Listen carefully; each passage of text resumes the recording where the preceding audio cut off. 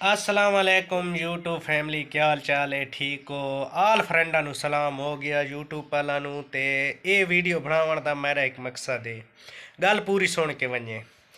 मेरा ये मकसद है भाई, जी वीडियो मैं व्लॉग वाली बनाना ना उस ते व्यू आंदे न थोड़े। अगर मैं कई चबली मरीना तो उस ते व्यू ज़्यादा आंदे न। दूजी गल है जेड़ा अस मज़ाहिया ड्रामे बनाने उस ते व्यू चंगे भले आ वेंदे न। अच्छा हुण दोस्त, मेरा वीडियो बनाने का ये मकसद है भाई तुसा मैनू राय दियो भाई मैं व्लॉग छोड़ के वो मज़ाहिया ड्रामे बनाई रहा तो उस दे उत्ते व्यू भी ज़्यादा आंदे न ते दूजा ना लाइक ही ज़्यादा आंदे न। कमेंट ही कोई एक दो बंदा कर छुड़ींदा है, चलो बेआ नहीं गल बात वाला कोई नहीं करींदा तो मज़ाहिया ज़रूर ही कर छुड़ींदा है।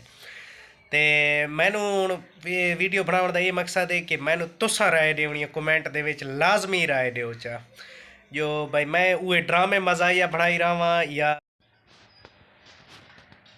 ड्रामे बनाई रहा या विच कोई मज़ाहिया व्लॉग शलॉग ही दित्ती रहा या मज़ाहिया कोई किथां देदा कोई गल तो वो ही मैं अपलोड कर छोड़ा या वो फनी ड्रामे थोड़ा अच्छे लगते हैं तो चलो मैं इस तो भाई फनी ड्रामे ही बनाई रहा।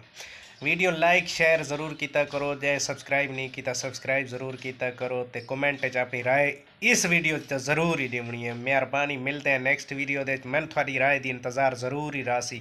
अगर तुम मैं राय दी तो इंशाल्लाह अगर ड्रामे की देसो तो ड्रामे अगे ही मैं बने रहा ना उस तो ज़्यादा ड्रामे आ वैसे ते उस तो ज़्यादा मज़ा ये ड्रामे आ वैसे जो अगर तुसा व्लॉग की राय देसो तो चलो व्लॉग कुछ मजाक ही हो सी तो कुछ सीरियस ही हो सी। मेहरबानी, मिलते हैं नेक्स्ट वीडियो थोड़ी राय का मैंने इंतज़ार।